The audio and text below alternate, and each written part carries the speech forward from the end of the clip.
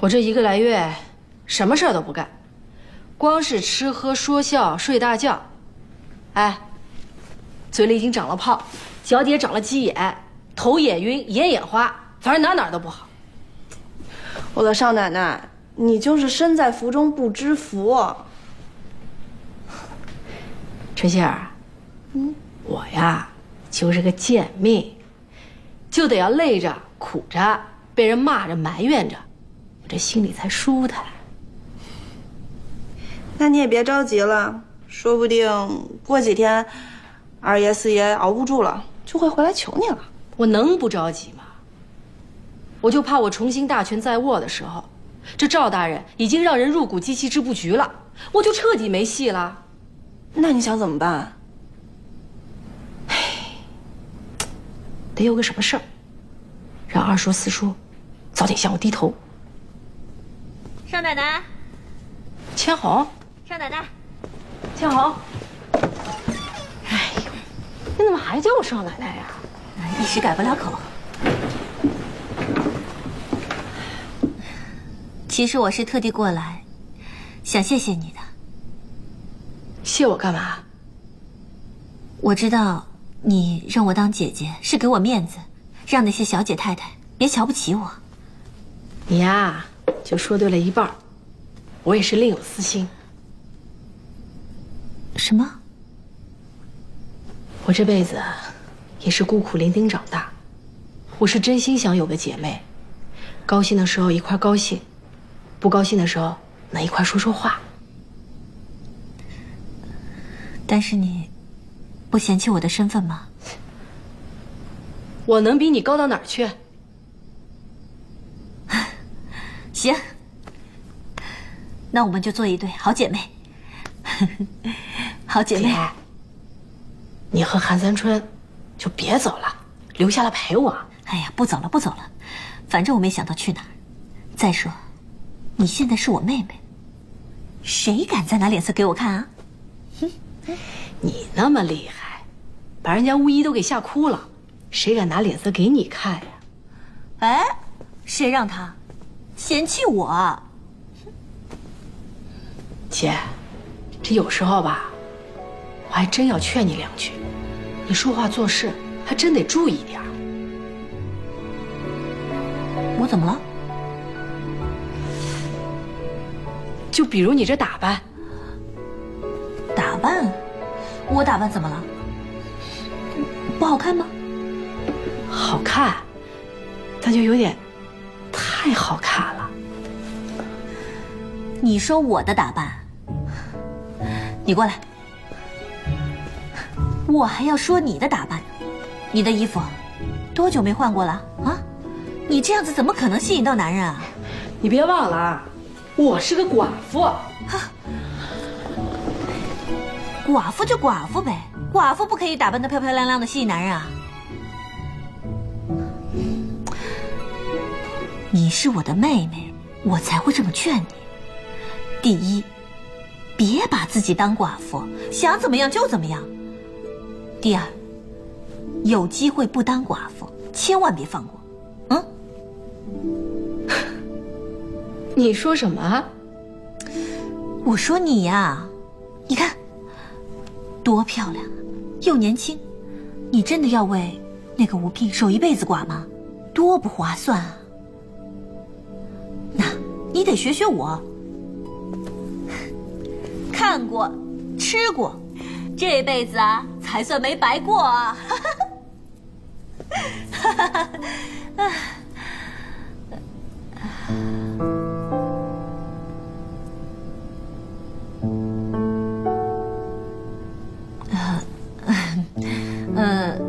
时间不早了，我先回去了。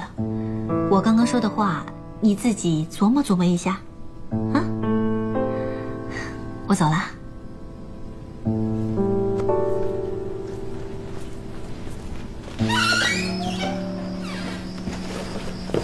韩夫人慢走。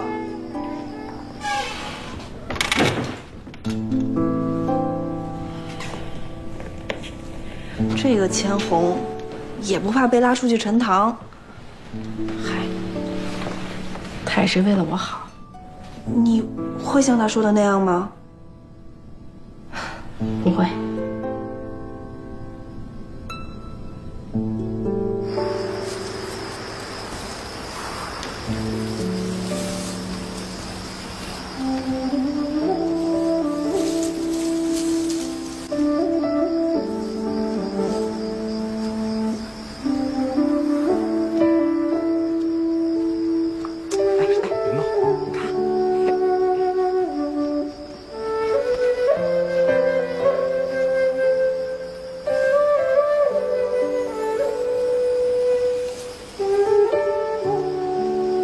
天日天月，备笔墨，我要作画。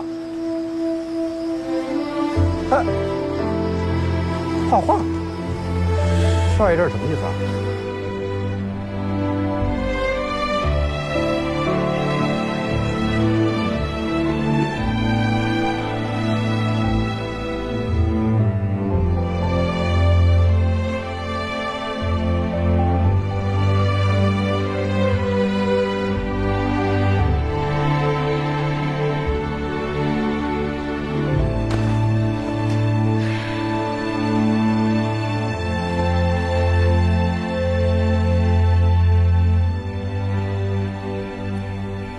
吴泽，今年你是怎么打算的？继续攻读呗。还读啊？吴泽啊，你已经老大不小了，总这么考下去也不是个事儿，还是想想别的出路吧。我现在一个人撑吴家3院，确实吃力。要不，回来帮我做生意吧。周莹呢？周莹跟我赌气，什么也不管。你四叔又是一个帮不上忙的人，我身边缺人手啊。爹，我想再考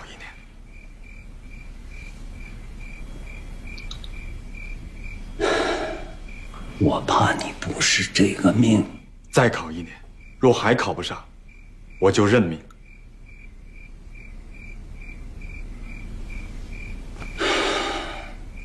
行吧。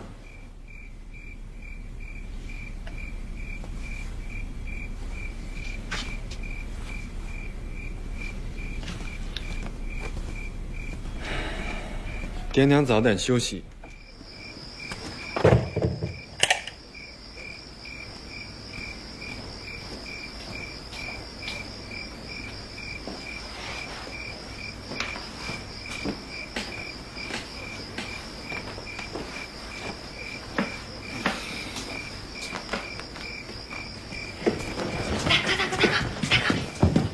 小妹，啊，给爹娘请安。是啊。啊，大哥。嗯，你最近见到他了吗？啊，见到了。那，他，小妹，他呀，现在脑子里面都是在想怎么开这陕西机器织布局的事儿，其他的还来不及考虑。哦。哎，不过没关系啊，小妹。等织布局办成了，此事还能再议。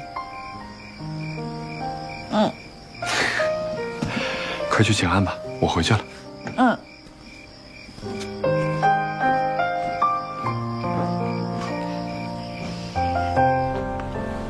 老爷，这是少舅娘今天送来的。什么呀？这是高陵冷家大公子的八字，这是金良杨家三公子的，是个读书人。这个是富平赵家的儿子，冷家的这个呢，比吴姨大3岁，人又非常的老实踏实，两个人的八字呢也合适。将来如果我们两家结亲，生意上也可以彼此照应。吴姨也不小了，17了，该嫁人了。行啊，这一切你来操办吧。谁要跟我过招？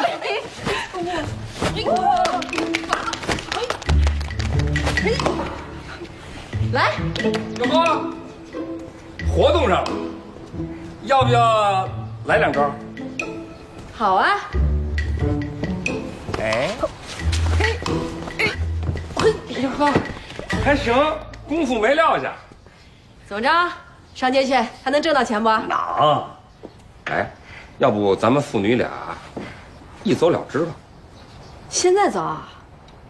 吴信也死了几年了，东院也不缺钱了，你对活的死的也都有个交代了。再说了，吴家那两个老的也不怎么待见你，现在不走更待何时？少奶奶，少奶奶，福来，怎么了？你猜谁来了？谁？图尔丹来了。他在哪儿啊？二叔把他请到了六船厅。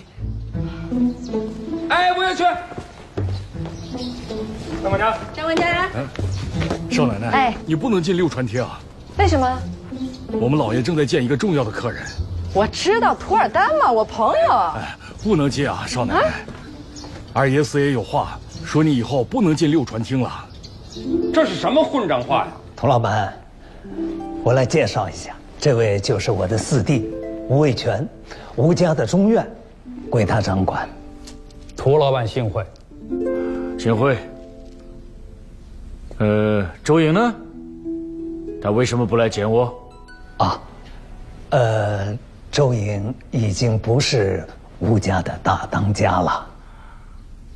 不是大当家，还不能见人吗？哦，那倒不是，只是他的身份不宜抛头露面。是。我已经走了几千里路，就为见他而来。唉，他却躲着不见面。不让我进，我还偏要进。不能进，不能进！真不让进他！你给我拿来吧你干什么呀？这是我的账本，不让我进啊！那我就一不小心扔水缸里了。我求你了，我求求你了！去！二爷四爷传令，请东院少奶奶到六船厅见客。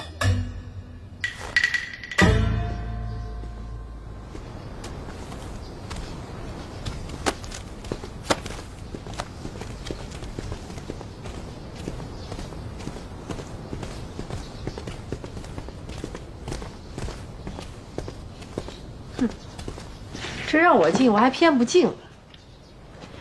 图尔丹，我在这儿。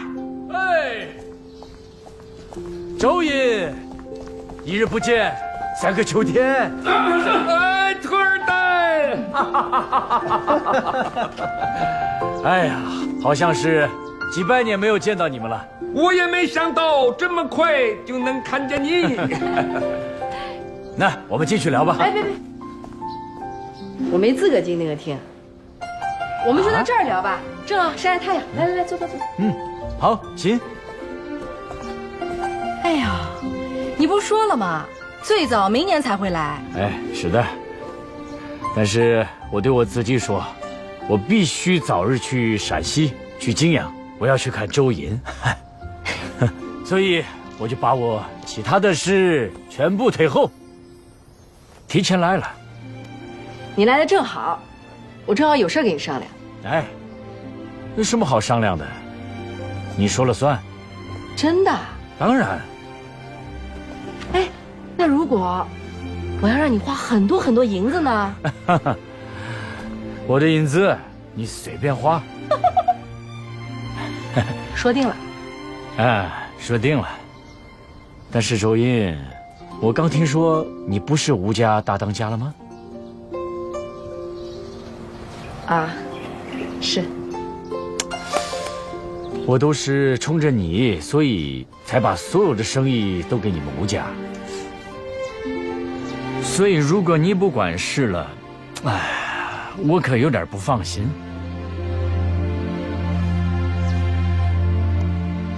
哎，其实我吧，我经常也……涂老板是这样，周莹呢，她不是不管事，只是管的不像以前那么多了。但是你的生意还是归她照看的。嗯，好，那行。我们一起来敬涂老板啊，欢迎，谢谢，好，欢迎，哎，涂老板，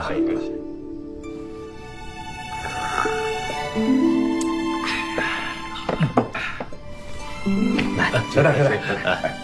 涂老板，这一次来我们泾阳，打算停留几日啊？谢谢。我是为了一件很重要的事而来。如果成功了，多留几日；如果不成，马上就走了。不知涂老板是什么事儿啊？不妨说出来，也许我们吴家还能帮上忙呢。是啊，你愿意帮忙吗？愿意啊。可一定要说话算数。哎呀，这一点你放心，我们情商说话向来算数。是的。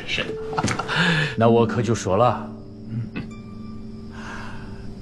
周银，这次我到泾阳是专程为你而来。为我而来？什么事儿啊？我还没有娶妻，你可愿意嫁给我吗？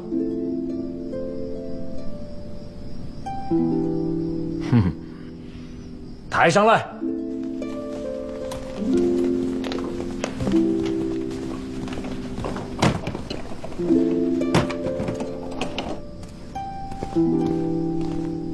周银，你来。二哥，这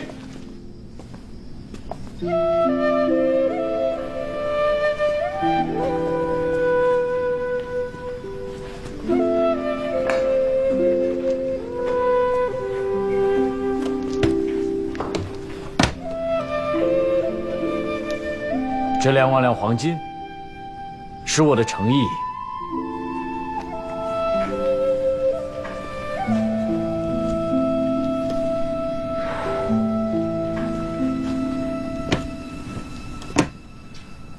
你不是说你没见过真正的薛莲吗？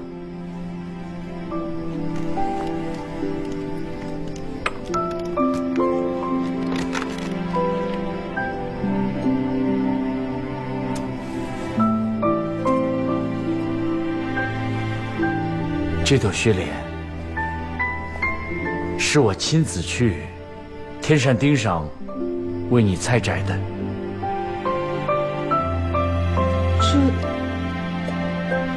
就为我一句话？不，为我对你的一片心。老四来了。涂老板，这里面可能有误会，你还不知道周莹的身份吧？她是我们吴家的寡妇。我知道，她的丈夫很久前已经去世了。知道你还……但是现在她没有丈夫，我也可以做她的丈夫。这简直礼仪尽废，毫无廉耻。周莹，你嫁给我吧。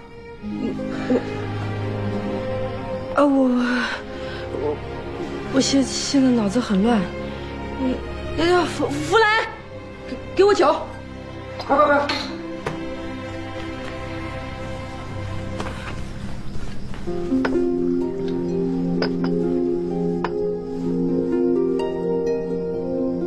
涂老板，你请回吧。吴老板，不是你刚才说愿意帮忙的吗？请你帮我劝劝周银。二哥，你真要帮他？我哪知道他让我帮的是这忙啊！我知道，这是件大事，你不需要马上回答我。反正我在泾阳还要待上几天，但是我希望你可以给我幸福和开心。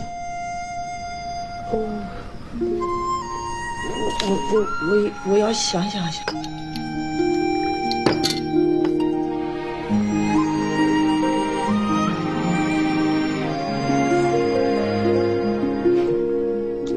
那我就等着你回答我。酒喝够了，话说完了，我走了。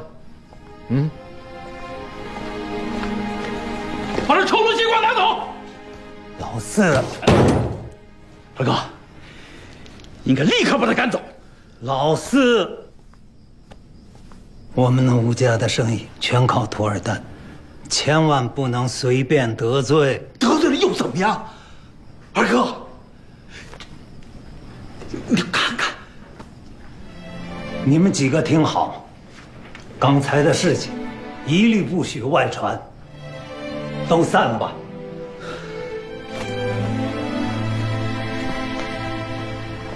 王世军，你过来。二爷，找几个人把这金子看好。是。周莹啊，你们也先回吧。刚才的事情怎么处理，我们回头商量。走。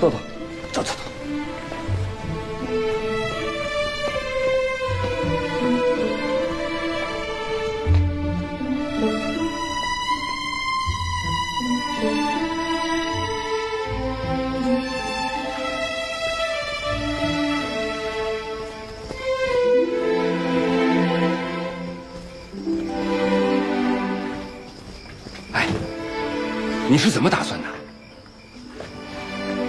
你觉着呢？答应他呀！为什么呀？一出手就是2万两黄金，那比沈家可有钱呐！都这么多年过去了，只要一有机会，你还是想把我给卖了。我这不是为你好吗？好，咱就说这朵花。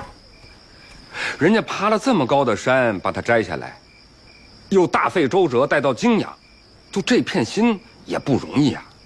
人财两得，这是多美的事儿啊！四叔少奶奶，宴席这么早就散了？啊！哎，这是什么呀？别动！这是图尔丹的一颗心。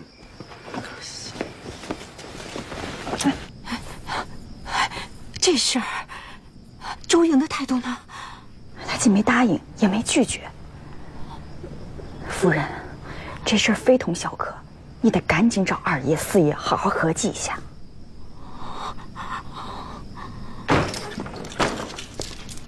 这个臭钱的耀武扬威的，到了趟迪化啊，给我招蜂惹蝶的，把老吴家的脸都丢尽了。钱谁办呀？但也不能为了钱不要脸。让我说，就该一顿乱棍把他打出去，还客客气气把他送走。老爷啊，又骂谁呢？都骂。要我说呀，你骂也白骂。周莹啊，真要是想嫁人，你们谁也拦不住。哎，嫁谁嫁谁去，还真以为老吴家没人了。我说老爷，我说句实话，人家周莹把生意做成这样，已经对得起你们老吴家了。她真要是想改嫁呀，反正我是说不出一个不字来。愚昧村夫，愚昧村夫！哎，你干啥去啊？找二哥。真是个老倔头子。那还了得呀！周莹如果有节操，那就应该当场拒绝。可他偏偏含糊其辞，让涂尔丹继续存有念想。周莹也不是名门杰女，只不过是一个江湖艺人出身，前几天还和一个从善的戏子拜了姐妹，还谈什么节操？老爷，东院夫人来了。哟，大嫂啊！老二，老二，这可怎么办呀？大嫂啊，你别着急，我正在想办法。哦，你请坐。哎，要不你跟老四发个话，跟那涂尔丹断绝往来，再也不准他上门。哎呀，这恐怕不行。现在吴家的生意全部仰仗涂尔丹。哎，你想挣人家的银子，人家可惦记着你的人呀。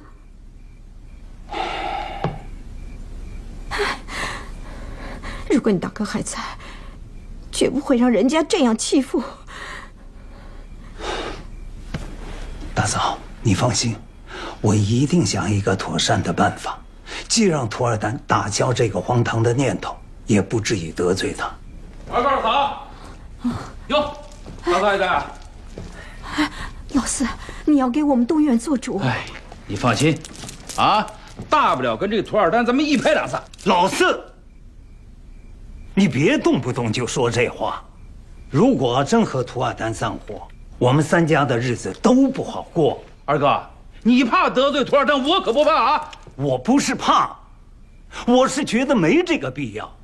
而且这件事情的关键不在涂尔丹，而在周莹。对呀，只要周莹的心定了，那涂尔丹就是搬一个金山来，也没有用。那怎么办呢？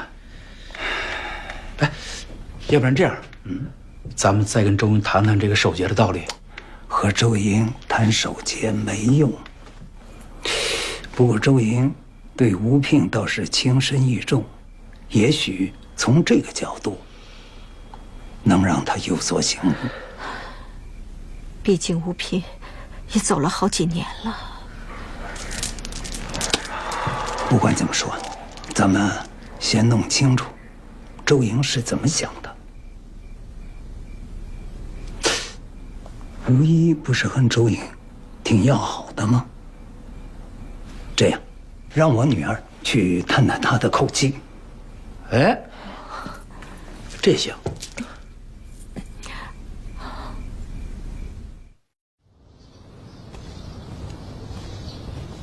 易小姐，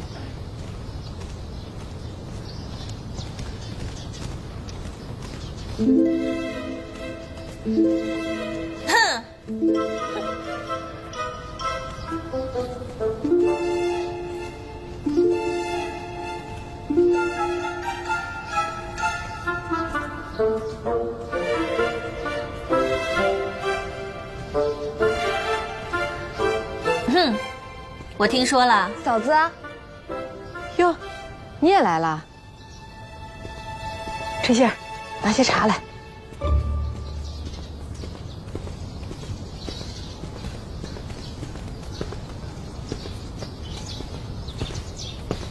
你会离开吴家吗？哎呀，我现在心里乱得很。你真的要嫁给那个涂尔丹吗？我一直把他当朋友，当生意搭档，我从没想过嫁给他。那就好了，那你还乱什么？可这是2万两黄金，就是20万两白银。有了这些钱，我那机器织布局就可以办起来了。一个机器织布局，难道比你一辈子的幸福更重要吗？我们作为女人已经够苦的了，如果嫁一个自己不爱的男人过一辈子的话，那还不如去死呢。你呀，你是我的妹妹，我当然不愿意你守一辈子的寡，所以呢，我支持你去找男人，但是要找的话，要找一个自己爱的。如果不爱，别说是黄金1万两，哪怕把金山送给你，你都不能嫁。不嫁？不嫁啊。但是如果你喜欢他的话，不管怎么样，你都要把他抓住。怎么抓？你要抓谁啊？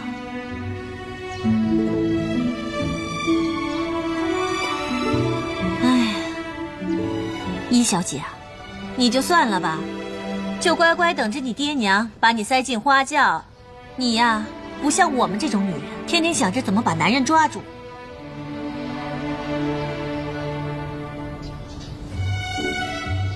哟，一妹妹，你这怎么了？你有什么心事，你告诉我，看看我能不能帮你解决。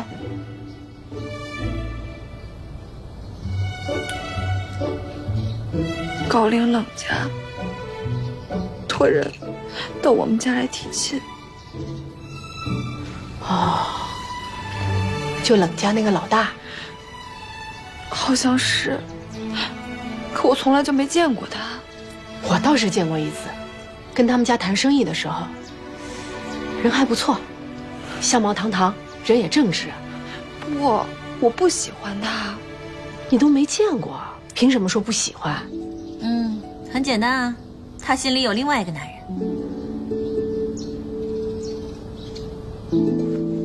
千红说对吗？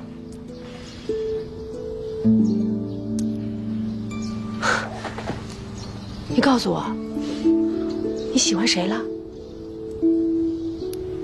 你知道，我知道。他救过我。赵大人，他不好吗？好，很好，就是太古板了。他呢？他对你呢？大哥问过，但他忙什么织布局，现在无心婚配。李妹妹，我倒是有办法可以帮你。你回去啊，鼓动你爹，同意我投资那个机器织布局。只要机器织布局办起来了，赵大人就有时间考虑自己的终身大事了，而我呢，也不用嫁给图尔丹了，这是一举两得呀。哎呀，你们拐那么大一个弯，累不累呀？哎，我是你的话，我就直接跟他说，我现在喜欢你，我就是你的人，你以后别再跟其他姑娘好，那就完了。你少说两句，你看看，都把他吓成什么样了。我说的都是大实话。我告诉你啊，以前我在春风十里，要是看上哪个客人的话，那就赶紧了，慢了一步，其他姑娘就下手了。我们现在谈的不是春风十里的事儿，不也是男人和女人那点事儿吗？啊？周莹要投资，爹阻拦。不行，我得去找爹谈谈这件事情，利国利民，他不能阻拦。谢谢哥。你谢我干什么？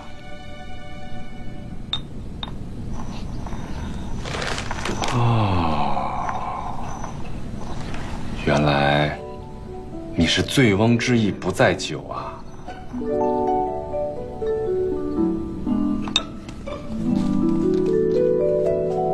图尔丹，不够意思啊你！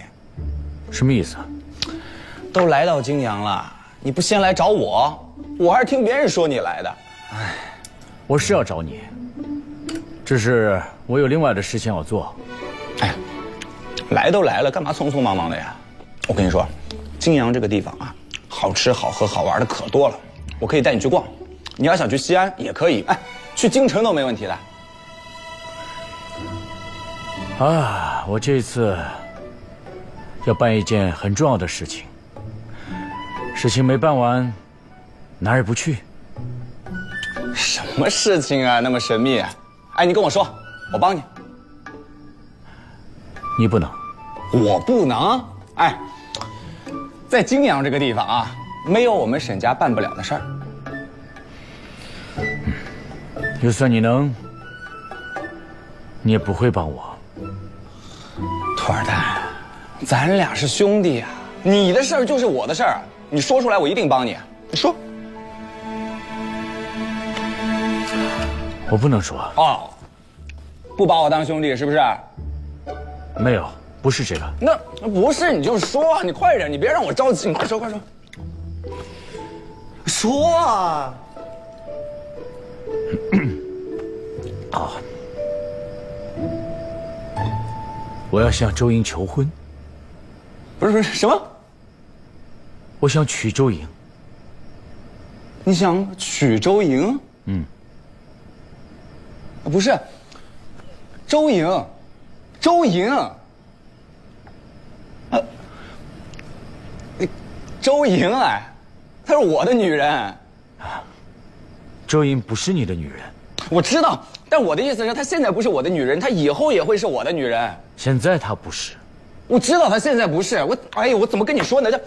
我这么说吧，我很喜欢这个女人，你知道的。我知道。对啊，那你不能那么做。你喜欢我就不能喜欢？如果你能让她幸福快乐，我不会打扰她。而且你喜欢是你的事，但是他不喜欢你。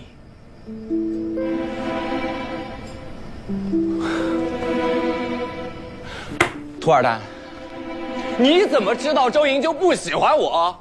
她现在可能不喜欢我，她以后一定会喜欢我。以后的事谁知道？我现在就是喜欢她。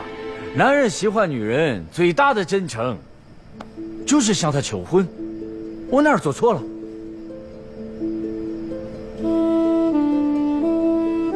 你没做错，你做的都对。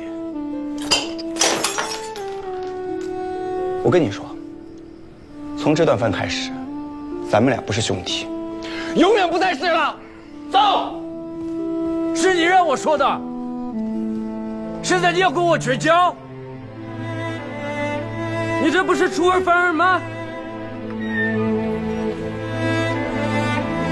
少奶奶，少奶奶。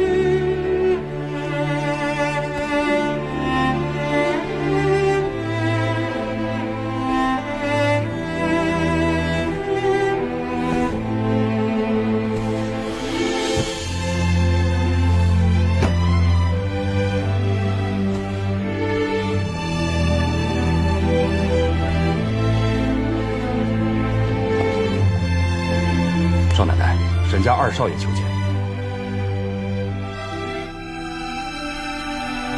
请他进来。是。周莹，你是不是答应要嫁给涂尔丹了？这跟你有什么关系？你千万别答应他，千万别！这凭什么不答应？人家可是送来了2万两黄金来。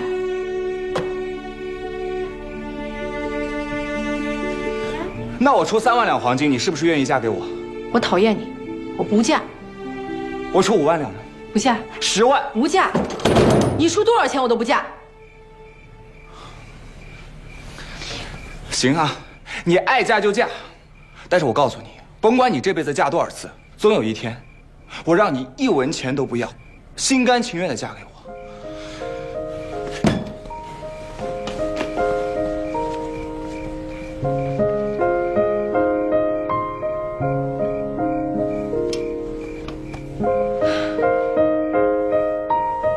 少奶奶，没事吧？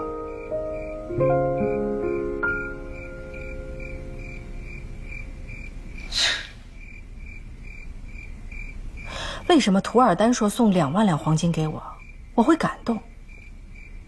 他说送3万两黄金给我，我却那么生气。也许沈少爷和涂尔丹在你心中的分量不一样吧。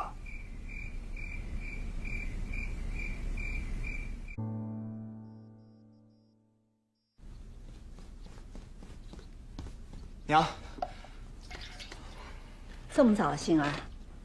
有件特别重要的事儿，你一定要帮帮我。什么事儿啊？娘，我看上了一个姑娘，你帮我去跟她提亲呗。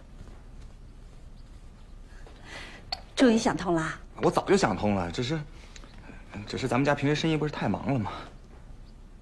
看上哪家的姑娘了？是吴家的。吴家？虽说不是吴家东院的，毕竟也姓吴。虽说他堂哥也死了，但是一想到月生，我这心里还是……不是娘，你说谁呢？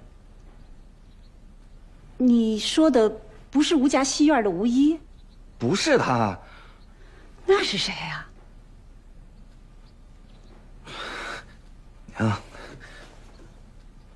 娘，你还记得以前咱们家有个丫鬟，我本来打算是收了她的，没想到让她给跑了。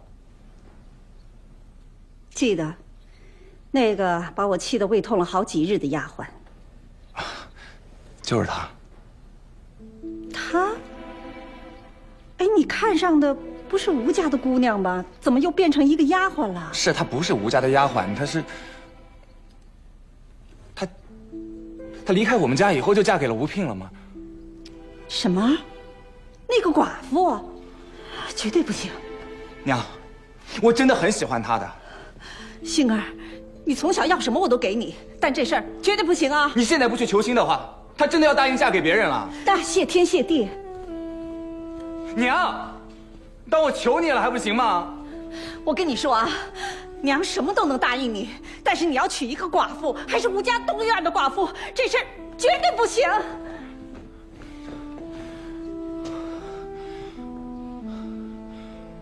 娘，我跟你这么说吧，如果说我这辈子娶不到她的话，那我就终生不娶。杏儿，杏儿，琥珀琉璃，你去问问老爷现在哪里，让他尽快回家一趟。去看看老夫人醒了没有。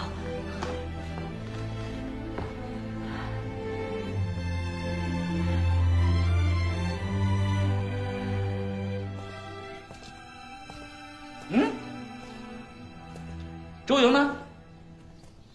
这我们2位都到了，她怎么还没来呀？四爷，已经派人去请少奶奶了。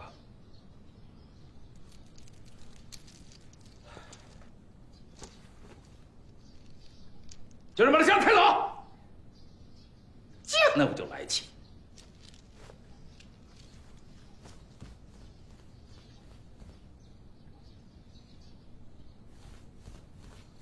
怎么了？少奶奶一早就出去了。去哪儿了？去拜访图尔丹了。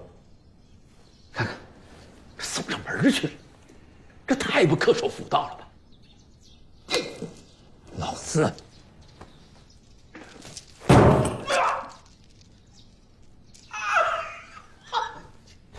都是这破箱子惹的祸。哎呀！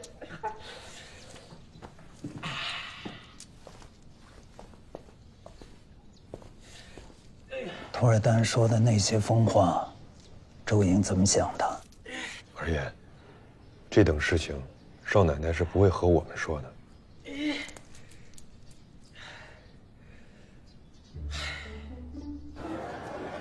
周莹，接下来呢，我准备去布哈尔罕，那个地方地处偏僻，现在还非常的荒芜，所以我的下一个目标是要打通那里的商路。那太好了，因为帮助我吗？没问题。哦，好极了。这边请。我还想说，这条商路呢？我上个月给你的茶叶就是这种，都是同一片茶山采摘的。嗯，不错。我给你的价格啊，比这标价还又便宜了20%。啊，这么便宜？不过他们是有条件的，明年还从他们这里拿货，比今年至少多500箱，我已经答应他们了。啊，那好，如果我不要那么多呢？明年你不是要打通那个叫布哈尔罕的商路吗？一定会大量消耗茶叶，说不定500箱不够。周莹，你真是料神如是。走，我带你去看看丝绸。嗯。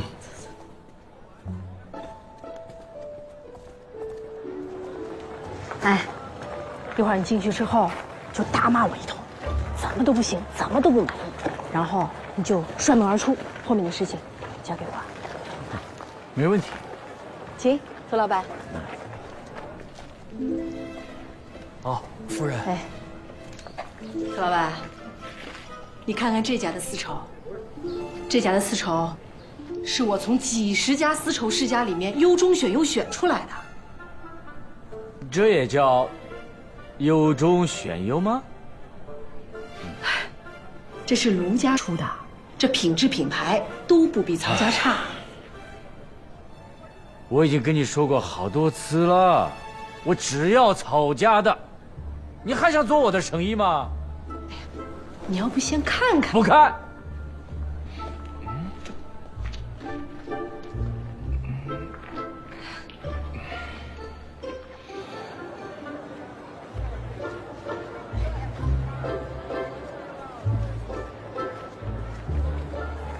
走吧。哎，你为什么要我骂你？我不挨2句骂，怎么能帮你省下3000两银子啊？他们同意降价了吗？还送了一块上好的手帕，让我擦眼泪用。周莹，你真是冰雪聪明啊！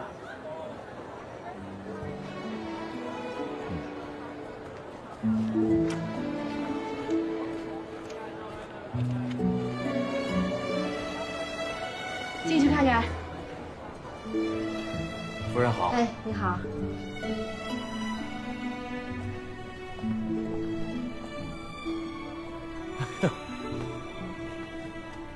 这是我发给你的货吗？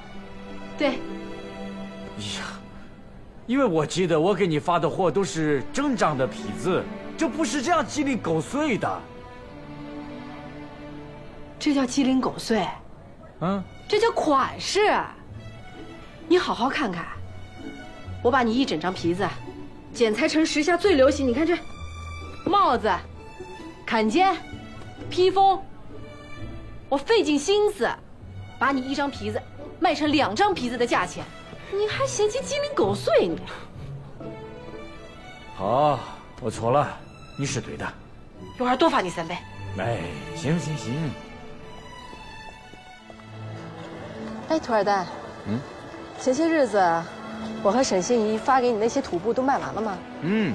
已经卖完了，你再发给我一点好吗？我要是再发土布给你，那就害你了。哼，为什么？我带你去看一样东西。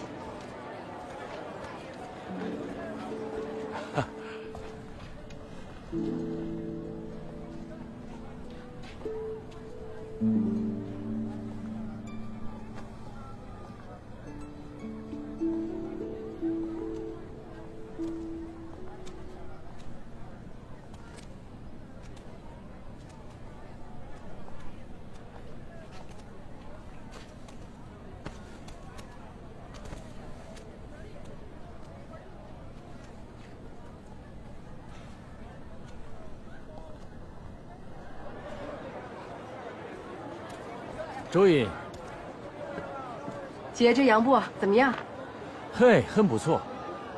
其实我以前试着买过洋布，但是价格太贵了。那个时候价格是现在的7、8倍，所以根本卖不出去。但如果是现在的价格，肯定能卖光。那如果只是这现在的价格1/3呢？哈，哇，还有这样的洋布吗？有啊。哈。二哥，咱不能再由着他们这么下去了啊！我的好二哥呀，你说句话呀，咱必须当机立断采取措施了。你让我再想想。想，啥事都是想，还想。这事要是传出去，吴家闹出大笑话了。别着急，你不急是吧？好，你在这坐着，我急。叫几个人跟我走。去哪儿啊？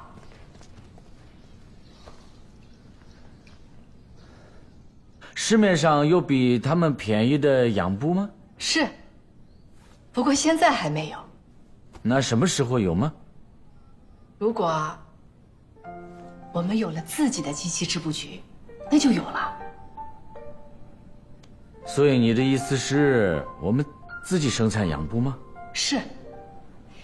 现在陕西机器织布局正在筹建当中，官府负责订购机器，并且给予税吏的优惠和保护。只要我们能出资20万两白银，就可以占股80%。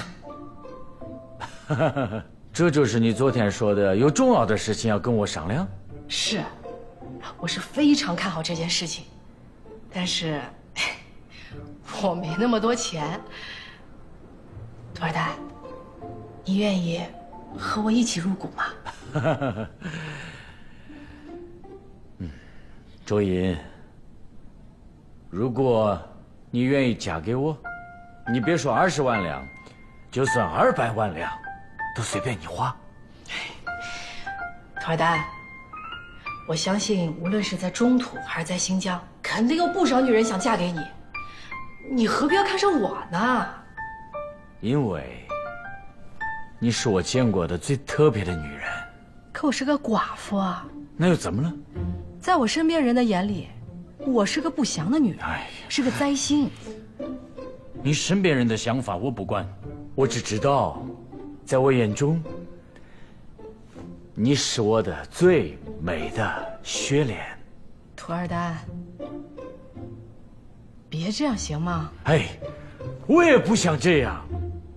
我图尔丹在迪化从来都是自由的雄鹰，但自从你来了迪化，又离开我，我就失去了我的自由。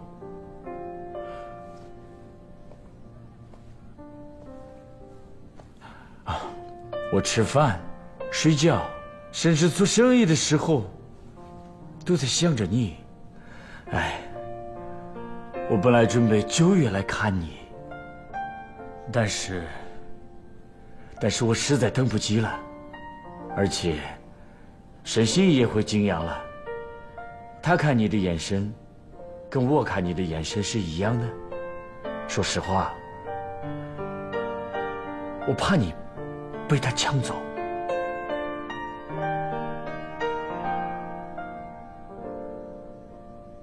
周颖，我也不想这样，但是我控制不了我自己，这事太重要了。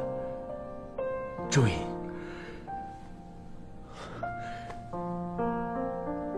你嫁给我吗？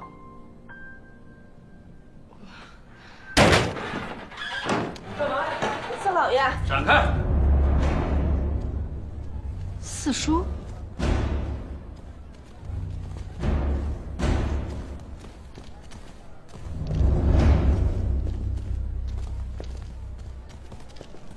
侄媳妇儿，你该回家了。我和涂老板在谈事情呢。现在二哥是大当家的，有什么事儿，请涂老板给二哥谈。可我们谈的是私事儿，私事儿也要跟二哥谈。跟我回去吧。我不想回去。哎，放开他！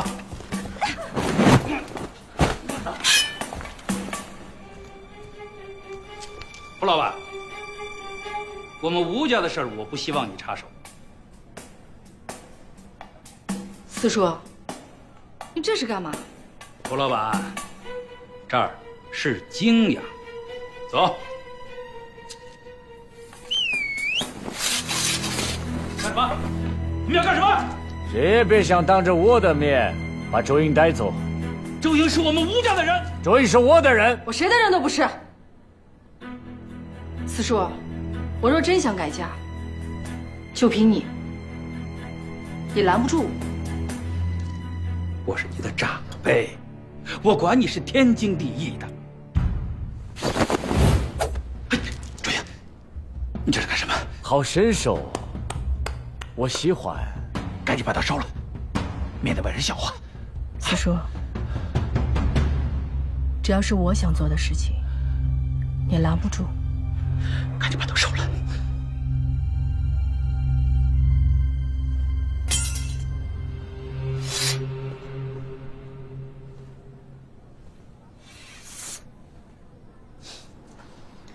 涂尔丹，我是个爱钱的女人。你这么富有慷慨，我真的很想嫁给你。我原来的计划是，我先答应嫁给你，把你的2万两黄金骗到手，入股机器织布局，我再跟你反悔。但是我去世的夫君告诫我，不能以偏取财，更不能骗信任我的人。所以我必须跟你说实话，我不爱你。你不爱我，是我不够好吗？不，你很好，你豪爽、磊落。如果早10年遇到你，我肯定会哭着喊着要嫁给你。那为什么现在不爱？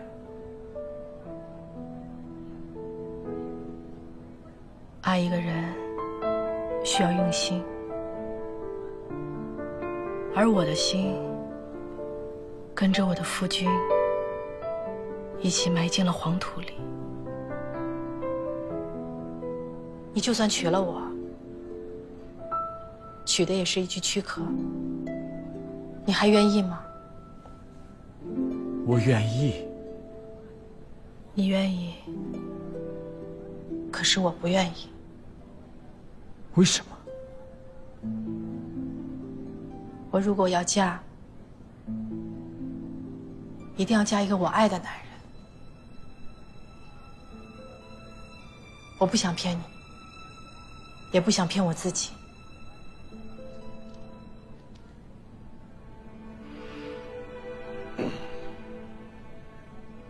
那如果这样的话，我不会跟你入股，还会停掉所有的生意。托尔丹，公事是公事，私情乃是私情，你何必要混为一谈呢？因为如果我还跟你联系的话，我怕我的心太痛了，我必须忘掉你。可你刚才已经看到了，我是你最好的搭档。如果你不跟我做生意，恐怕你会有不少损失。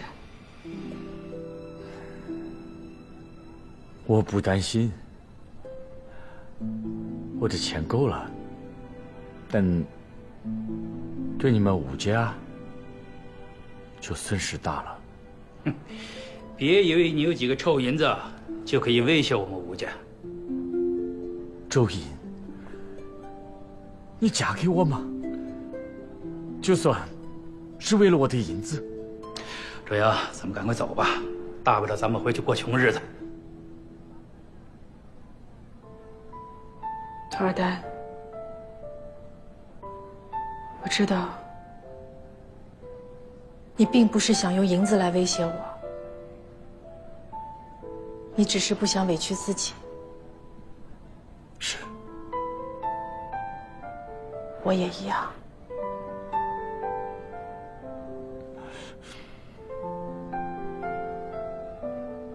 我明白了。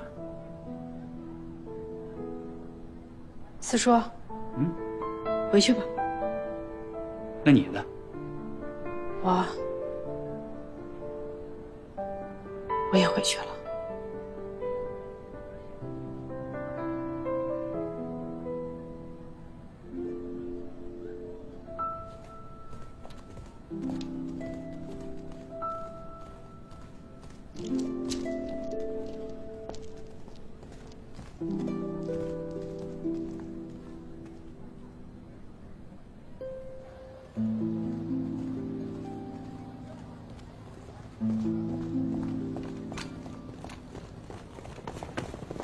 放开少奶奶！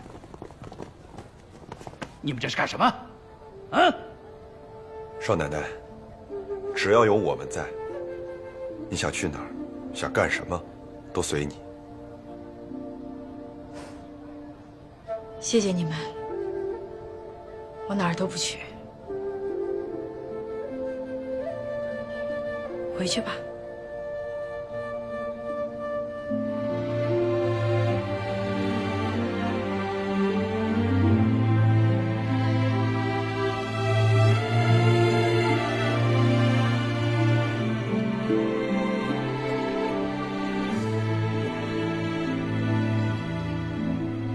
陈新宇，出来！少爷，老爷来了。陈新宇，听见了吗？快出来！听见了吗？别躲了，出来！怎么办呢？叫老夫人。哦。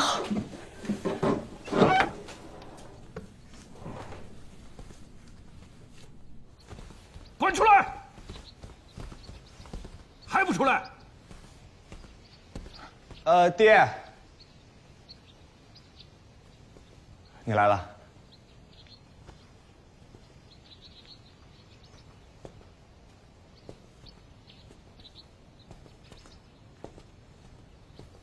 站住！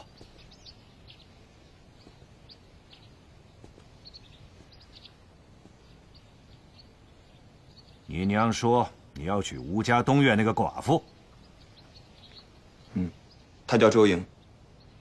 你们是不是在去迪化之前就已经勾搭上了？我们俩没勾搭。还说没有？我就觉得奇怪，怎么三手帮把你们两个给一起绑了？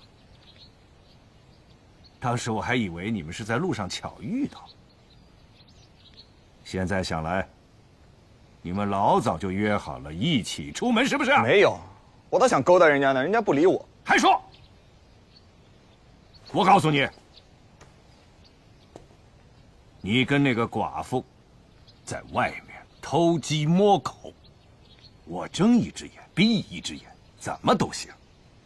但是你想明媒正娶的把那个寡妇领进我们沈家，绝对不行。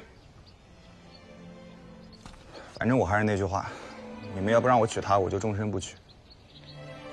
那你是要我们沈家绝后是不是？你不让我娶亲，那只能绝后了。来人，拿家法来！老爷，还不快去！不孝有三，无后为大。今天我就打死你这个无理不孝的东西！这日子过得好好的，怎么又打起我孙子来了？奶奶，娘，娘，你怎么来了？谁给你报的信儿？还用谁通风报信？你这声音这么大，我在后院就听见了。娘，不是你这个孙子啊，这次真的是要好好的管教他了呀。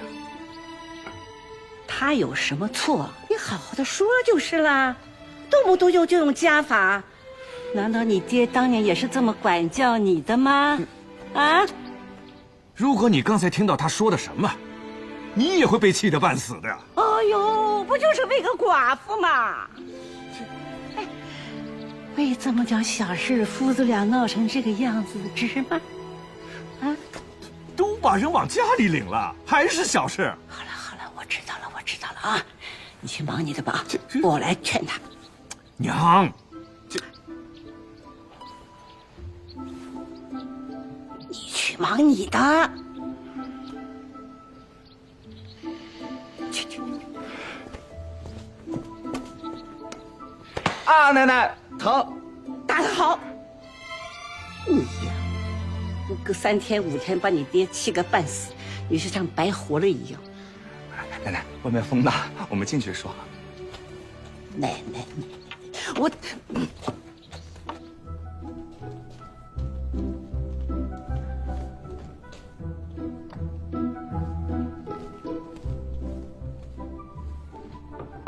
我记得你这屋里头有一个西洋的钟表呢。啊？就最早的那个。哦，那个早不知道去哪儿了。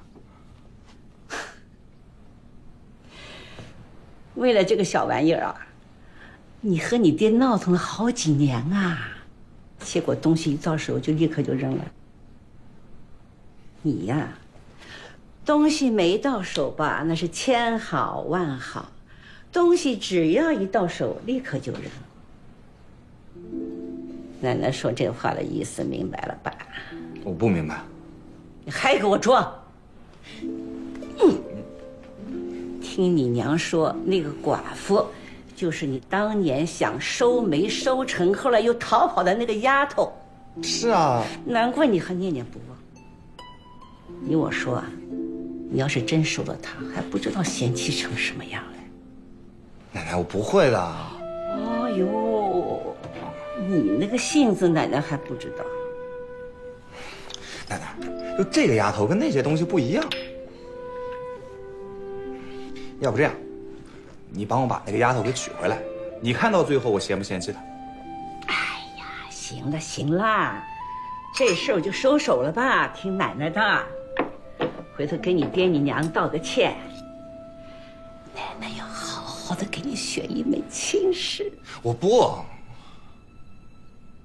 下次挨打没人帮你啊。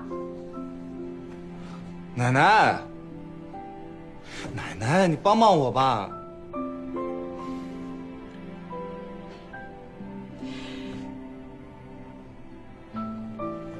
奶奶再好好想一想。嗯。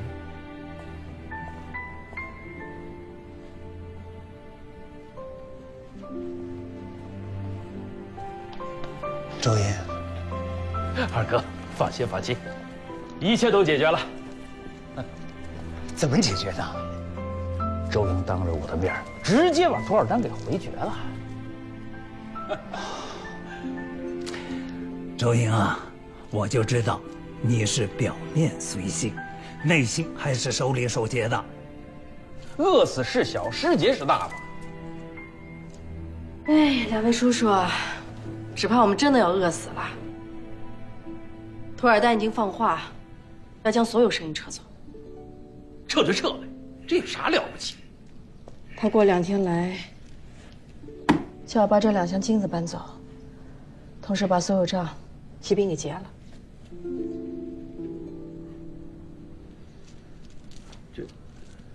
不怕，你有办法？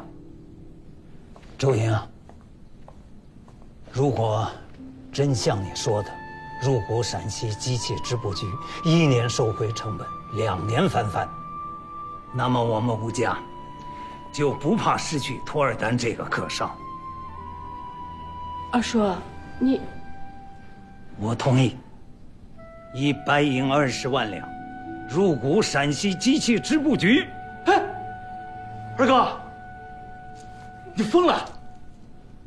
老四啊，现在我们东西2院都同意入股，你呢？我没说，我可没说啊。没关系，现在是2比1，这事儿就这么定了。回头我把戏院该卖的卖，该抵押的抵押，尽快的凑足银两。这是啥事儿吧？你变得也太快了，也不跟我商量。我没说同意啊，我就没说，我没说同意，我就没说。谢谢二叔，谢谢二叔。没关系，小事儿。老爷，你这是干啥呀，老爷？啊？哎，老爷，我问你话呢，啊？哎呦，老爷，你这翻箱倒柜的要干啥呀？合股契约呢，咱们家。哎呀，你找他干啥呀？不跟东院和西院合股了，干啥？哎呀，你疯了呀！咱们刚跟东院和西院过上2天好日子，你就要跟他们拆伙，你真是疯了你！你别长了！就还为了挣钱，老祖宗也不讲了，老祖宗也不要了，这良心也不讲了，我不跟他们同流合污。哎呦，老爷，咋了？老爷，二老爷来了。不见！哎，见！哎呦，老爷，我求求你了！我跟你说不见！哎，老爷，我求你了，快去见见吧！啊，我求求，快，见！哎呀，见，快点吧！哎，你快去吧啊！二哥，快！你来干嘛？二哥呀，你来的正好，帮我劝劝他，正闹着呀要跟你们拆伙呢。我就知道，他一生气就想着来这一招，所以我来劝劝他。别劝我不干了啊！如果你还想过回以前紧巴巴的日子，我就不劝你；如果你还想发家致富，听我的，别拆伙，继续一起干。想一块干可以，但不能什么事儿都听周莹的。必须听他的。为啥呀？啊，老四啊，你也知道，我也是个要强的人，从来不觉得自己比别人差。但现在我不得不承认，这个周莹比我们俩强了不止1倍。我们吴家不能没有他。哎，我就不明白了，二哥，你凭啥这么说呀？啊？这段时间我为了生意上的事儿，饭吃不香，觉睡不好，我才知道吴家大当家的不是那么好当的。我再回头看看周莹是怎么做的，那些账目，那些生意来往使的那些巧招，那些手腕，是我做梦也想不到的。我才知道，这2年我们2院突飞猛进，全靠他。对，所以你就同意入股机器织布局？我相信他的眼光。对，二哥说的对。以前啊，咱跟周莹干都赚了钱了，往后要跟着他干呀，还能赚钱。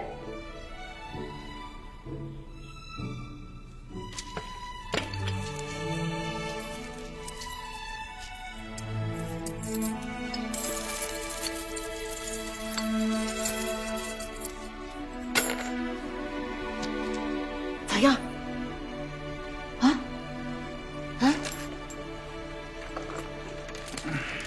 你们真要干，我也拦不住，那就干吧。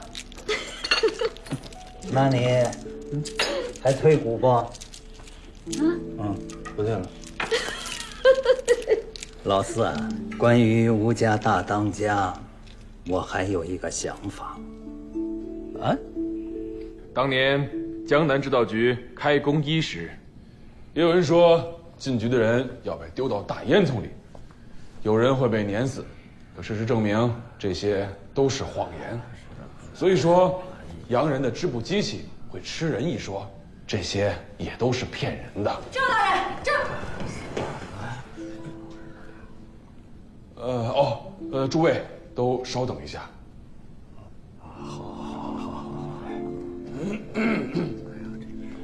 赵大人，我有好消息要告诉你。我有一个好消息要告诉你。那你先说。 3年前，广东要开办机器织布局，但当定制的机器到达广东的时候，两广总督张之洞被调任两湖总督，这事儿就被搁置了。我去打探了一下，这些机器还在，虽说不是最新款式的，但是使用没有问题。他们愿意折价让给我们，也就是说，只要我们凑到了10万两白银，这机器织布局就可以开办起来。查大人，那过时的2手机器要来做甚？咱要买就买最新的。唉，不就是20万两白银吗？我们吴家全认了。这太好了，赵大人，你讲了这么久也辛苦了，要不这样，我们合伙认购一股吧。对不住了各位，就在刚刚，所有的股份都已经被认购完毕。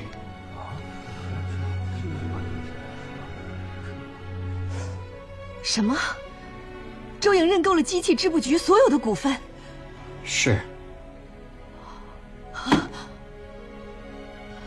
小姐，我到现在都不明白，你当初为什么突然撤资了？你出去！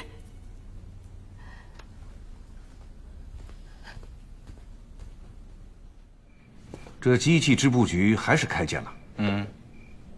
最终还是赵白石赢了杜明礼啊。那不一定，事情还没到最后呢。爹呀，你如果当初没有听杜明礼的，坚决不退股，那现在风光的就是我们沈家了，不是他们吴家。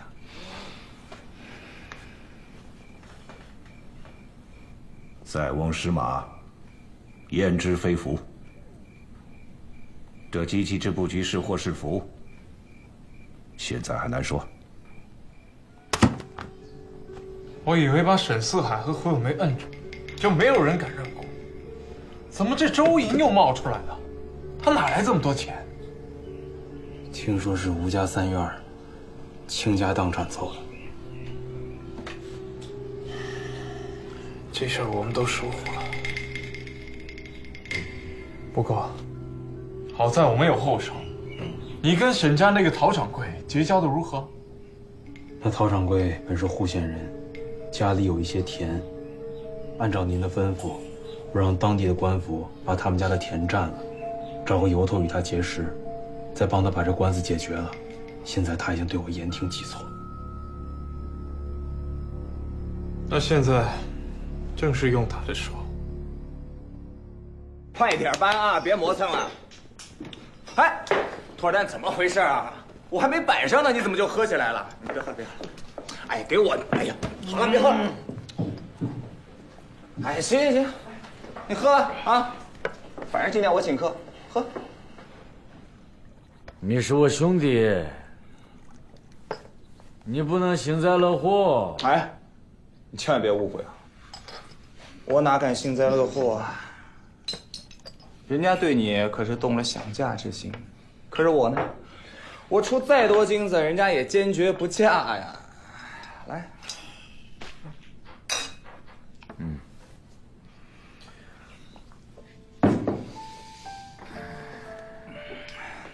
不过呢，我跟我奶奶已经说过了，过2天我就去她家提亲。我不管她心里有我没我，我要让她看到我最大的诚意。